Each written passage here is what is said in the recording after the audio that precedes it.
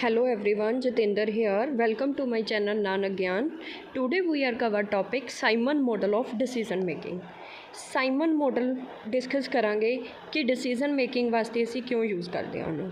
ਕਹਿੰਦੇ in an organisation the decision making process is consider as a rational process. ਕਹਿੰਦੇ ਜੇ ਅਸੀਂ ਕਿਸੇ ਸੰਸਥਾ ਦੀ ਗੱਲ ਕਰਦੇ ਹਾਂ ਡਿਸੀਜ਼ਨ ਮੇਕਿੰਗ ਪ੍ਰੋਸੈਸ ਦੇ ਵਿੱਚ ਅਸੀਂ ਇਹਨੂੰ ਕੰਸੀਡਰ ਕਰਕੇ ਚੱਲਦੇ ਹਾਂ ਇੱਕ ਰੈਸ਼ਨਲ ਪ੍ਰੋਸੈਸ ਦੇ ਤੌਰ ਦੇ ਉੱਤੇ।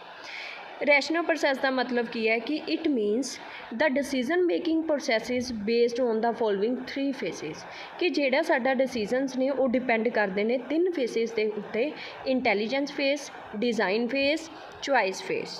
ਜੋ ਇੰਪਲੀਮੈਂਟੇਸ਼ਨ ਫੇਸ ਹੈ ਉਹ ਵਿੱਚ ਹੀ ਕੰਬਾਈਨ ਕੀਤਾ ਹੋਇਆ ਹੈ, ਤਾਂ ਇਸ ਕਰਕੇ ਇਹਨੂੰ ਆਪਾਂ 3 ਫੇਸ ਦੇ ਵਿੱਚ ਵੀ ਕਾਊਂਟ ਕਰ ਸਕਦੇ ਹਾਂ, intelligence, design and choice face. Next ਆ ਗਿਆ ਸਭ ਤੋਂ ਪਹਿਲਾਂ ਆਪਾਂ ਫਸਟ ਡਿਸਕਸ ਕਰਾਂਗੇ ਕਿ ਇੰਟੈਲੀਜੈਂਸ ਫੇਸ ਦੇ ਵਿੱਚ ਅਸੀਂ ਕੀ ਚੈੱਕ ਕਰਦੇ ਹਾਂ। ਕਹਿੰਦੇ ਇਨ ਦਿਸ ਫੇਸ ਡਿਸੀਜ਼ਨ ਮੇਕਰ ਸਟੱਡੀ ਦਾ ਇਨਵਾਇਰਨਮੈਂਟ। ਇਸ ਫੇਸ ਦੇ ਵਿੱਚ ਡਿਸੀਜ਼ਨ ਮੇਕਰ ਕੀ ਕਰਦਾ ਹੈਗਾ, ਸਾਰੇ ਇਨਵਾਇਰਨਮੈਂਟ ਨੂੰ ਸਕੈਨ ਕਰਦਾ ਹੈ, ਦੇਖਦਾ ਹੈਗਾ, ਸਟੱਡੀ ਕਰਦਾ ਹੈ ਐਂਡ ਆਇਡੈਂਟੀਫਾਈਜ਼ ਦਾ ਪ੍ਰੋਬਲਮ ਔਰ ਓਪਰਚੁਨਿਟੀ। ਉਹ ਕੀ ਕਰਦਾ, ਪ੍ਰੋਬਲਮ ਨੂੰ ਫਾਈਂਡ ਕਰਦਾ ਕਿ ਪ੍ਰੋਬਲਮ ਕਿੱਥੇ ਹੈਗੀ ਅਤੇ ਸਾਡੇ ਕੋਲ ਕੀ ਕੀ ਮੌਕੇ ਨੇਗੇ। Example review of daily scrapbook report by a production manager to check the problem related to the quality control। Check करनी है कि प्रॉब्लम कित्थे आ रही है।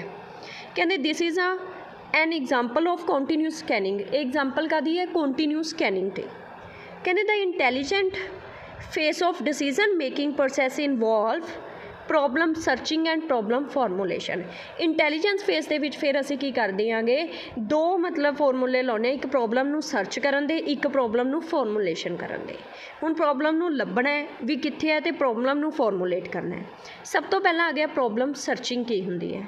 ਕਹਿੰਦੇ problem defined as the difference between something that is expected and reality. ਸਾਡੇ ਕੋਲ ਕੀ ਮੰਨ ਕੇ ਚੱਲ ਰਹੇ ਹਾਂ ਅਸੀਂ, ਰਿਐਲਿਟੀ ਦੇ ਵਿੱਚ ਸਾਡੇ ਕੋਲ ਕੀ ਹੈ, ਉਸ ਨੂੰ ਅਸੀਂ ਕੀ ਕਹਿੰਦੇ ਹਾਂ, ਪ੍ਰੋਬਲਮ ਸਰਚਿੰਗ। ਸਾਨੂੰ ਪਤਾ ਲੱਗ ਜੂਗੀ ਪ੍ਰੋਬਲਮ ਕਿੱਥੇ ਆ ਰਹੀ ਹੈ। ਮੰਨ ਲਓ ਅਸੀਂ ਮੰਨ ਕੇ ਚੱਲ ਰਹੇ ਹਾਂ ਕਿ ਸਾਨੂੰ ਇੰਨਾ ਪ੍ਰੋਫਿਟ ਹੋਊਗਾ, ਬਟ ਸਾਨੂੰ ਓਨਾ ਪ੍ਰੋਫਿਟ ਹੋਇਆ ਨਹੀਂ, ਰਿਐਲਿਟੀ 'ਚ ਸਾਨੂੰ ਇੰਨੀ ਵੈਲਿਊ ਮਿਲੀ, ਜੋ ਮਾਈਨਸ ਕਰਕੇ ਸਾਡੇ ਕੋਲ ਆਊਗਾ ਉਹ ਕੀ ਹੈ, ਸਾਡੀ ਪ੍ਰੋਬਲਮ। ਤਾਂ ਇੱਥੇ ਕਿਹੜਾ ਫਾਰਮੂਲਾ ਯੂਜ਼ ਕੀਤਾ ਅਸੀਂ, ਪ੍ਰੋਬਲਮ ਸਰਚਿੰਗ ਦਾ ਫਾਰਮੂਲਾ ਯੂਜ਼ ਕੀਤਾ ਹੈਗਾ। ਨੈਕਸਟ ਕੀ ਹੈਗਾ ਸਾਡਾ ਪ੍ਰੋਬਲਮ ਸਰਚਿੰਗ ਦਾ। ਕਹਿੰਦੇ sale manager whose has set a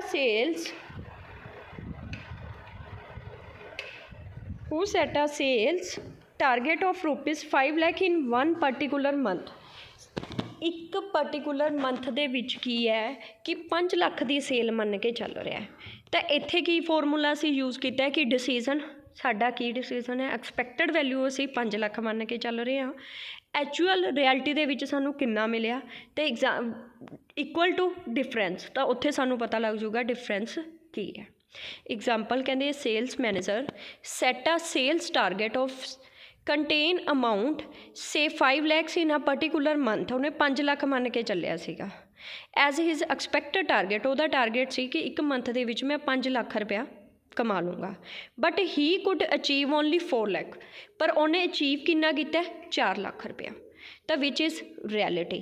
5 lakh minus 4 lakh equal to 1 lakh. 1 lakh ਕੀ ਹੈ ਸਾਡੀ ਪ੍ਰੋਬਲਮ ਆ। ਕਹਿੰਦੇ therefore difference between expected and reality value of target is 1 lakh is a problem various types of model that are use to compare reality are. ਇੱਥੇ ਫਿਰ ਅਸੀਂ model use ਕਰਾਂਗੇ ਜੋ ਸਾਡੀ ਰਿਐਲਿਟੀ ਨੂੰ ਕਲੀਅਰ ਕਰਨਗੇ। ਹਿਸਟੋਰੀਕਲ ਮੋਡਲ ਆ ਜਾਂਦੇ ਨੇ ਜਿਹਦੇ ਵਿੱਚ ਅਸੀਂ ਐਸਟੀਮੇਟ ਇਨਫੋਰਮੇਸ਼ਨ ਇਕੱਠੀ ਕਰਦੇ ਹਾਂ, ਪਲੈਨਿੰਗ ਮੋਡਲ ਬਣਾ ਲੈਂਦੇ ਹਾਂ, ਐਕਸਟਰਾ ਔਰਗੇਨਾਈਜੇਸ਼ਨ ਮੋਡਲ ਬਣਾ ਲੈਂਦੇ ਹਾਂ, ਜਾਂ ਫਿਰ ਮੋਡਲ ਯੂਜ਼ ਬਾਈ ਇੰਪਲੋਈ ਇਨ ਐਨ ਔਰਗੇਨਾਈਜੇਸ਼ਨ। ਇਹ ਕੀ ਸੀ ਸਾਡੀ ਪ੍ਰੋਬਲਮ ਸਰਚਿੰਗ। ਨੈਕਸਟ ਆ ਗਿਆ ਸਾਡਾ ਪ੍ਰੋਬਲਮ ਫਾਰਮੂਲੇਸ਼ਨ। ਪ੍ਰੋਬਲਮ ਫਾਰਮੂਲੇਸ਼ਨ ਕੀ ਹੈ, refer to the proper identification of the problem to avoid the risk of solving the wrong problem. Problem formulation ਦਾ ਮਤਲਬ ਕੀ ਹੈ ਕਿ ਅਸੀਂ ਪ੍ਰੋਪਰ ਆਇਡੈਂਟੀਫਿਕੇਸ਼ਨ ਕਰਨੀ ਹੈ ਕਿ problem to avoid the risk of solving the wrong problem, ਕਿ ਕਿੱਥੇ ਸਾਡੀ ਗਲਤੀ ਹੈ, ਕਿੱਥੇ ਸਾਡੀ ਪ੍ਰੋਬਲਮ ਚੱਲ ਰਹੀ ਹੈ ਜਿਸ ਕਰਕੇ ਅਸੀਂ ਇਹ ਚੀਜ਼ ਨੂੰ ਲੋਸ ਦੇ ਵਿੱਚ ਜਾ ਰਹੇ ਹਾਂ।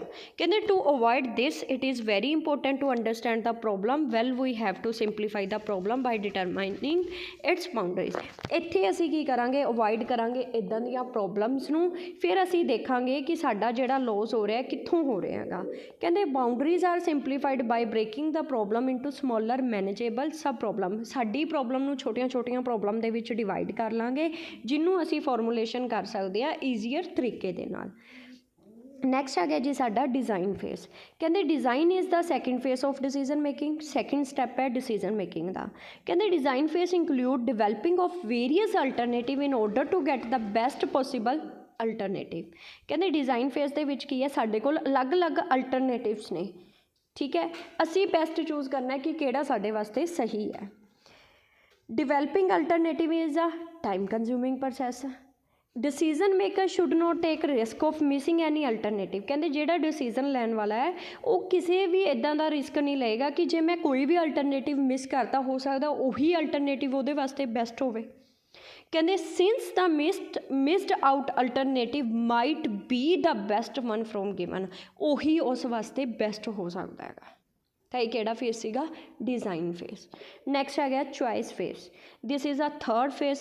During this phase the decision maker select the best alternative. ਜਦੋਂ ਡਿਸੀਜ਼ਨ ਮੇਕਰ ਨੇ ਬੈਸਟ ਅਲਟਰਨੇਟਿਵ ਸਿਲੈਕਟ ਕਰ ਲਿਆ, ਉਸ ਤੋਂ ਬਾਅਦ ਕਿਹੜਾ ਫੇਸ ਆ ਜਾਂਦਾ ਸਾਡਾ, ਚੁਆਇਸ ਫੇਸ।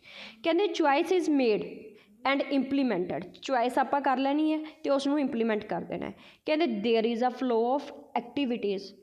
ਇੱਥੇ ਕੀ ਹੈ, ਐਕਟੀਵਿਟੀਜ਼ ਪਰਫੋਰਮ ਕਰਨਗੇ, ਫਲੋ ਹੈ। ਕਹਿੰਦੇ ਫਰੋਮ ਇੰਟੈਲੀਜੈਂਸ ਤੋਂ ਲੈ ਕੇ ਚੁਆਇਸ ਤੱਕ। ਪਹਿਲਾਂ ਇੰਟੈਲੀਜੈਂਸ ਹੋਏਗਾ, ਫਿਰ ਟੂ ਡਿਜ਼ਾਈਨ 'ਤੇ ਆਵਾਂਗੇ, ਡਿਜ਼ਾਈਨ ਤੋਂ ਅਸੀਂ ਚੁਆਇਸ 'ਤੇ ਆਵਾਂਗੇ। ਬਟ ਕਹਿੰਦੇ at any phase there may be a return to a previous phase. ਕਿਸੇ ਵੀ ਫੇਸ ਦੇ ਵਿੱਚ ਅਸੀਂ ਬੈਕ ਜਾ ਸਕਦੇ ਹਾਂ। ਕਹਿੰਦੇ like the decision maker in the choice phase may reject all alternatives and return to design phase. ਤਾਂ ਉਹ ਸਾਰੇ ਅਲਟਰਨੇਟਿਵਸ ਨੂੰ ਰਿਜੈਕਟ ਕਰਕੇ ਰਿਟਰਨ ਆਪਣਾ ਡਿਜ਼ਾਈਨ ਫੇਸ 'ਤੇ ਜਾ ਸਕਦਾ ਹੈ। ਨੈਕਸਟ ਹੈਗਾ ਜੀ ਇੰਪਲੀਮੈਂਟੇਸ਼ਨ, ਮਤਲਬ ਲਾਗੂ ਕਰਨਾ, ਉਸ ਚੀਜ਼ ਨੂੰ ਇੰਪਲੀਮੈਂਟ ਕਰਨਾ। ਕਹਿੰਦੇ refers to the phase in which final decision made by decision maker. Decision maker ਨੇ ਕੀ ਕਰਨਾ, ਫਾਈਨਲ ਡਿਸੀਜ਼ਨ ਲੈ ਲੈਣੇ ਨੇ। It should be noted that completion of this phase mean successful completion of the decision making process. ਕਿ ਵਧੀਆ ਤਰੀਕੇ ਦੇ ਨਾਲ ਅਸੀਂ ਕੀ ਕਰਨਾ, ਆਪਣੇ ਡਿਸੀਜ਼ਨ ਲੈਣੇ ਨੇ, ਕੰਪਲੀਟ ਕਰਨਾ ਟਾਸਕ ਨੂੰ। ਕਹਿੰਦੇ ਇਨ ਕੇਸ ਆਫ ਐਨੀ ਮਤਲਬ ਕਿੱਦਾਂ ਦੀ ਵੀ ਕੋਈ ਪ੍ਰੋਬਲਮ ਹੈ, ਕਹਿੰਦਾ decision maker right return to the previous phase. ਤਾਂ ਉਹ ਆਪਣਾ ਕੀ ਹੈ, ਪ੍ਰੀਵੀਅਸ ਫੇਸ ਦੇ ਉੱਤੇ ਜਾ ਸਕਦਾ ਹੈਗਾ। ਥੈਂਕਸ।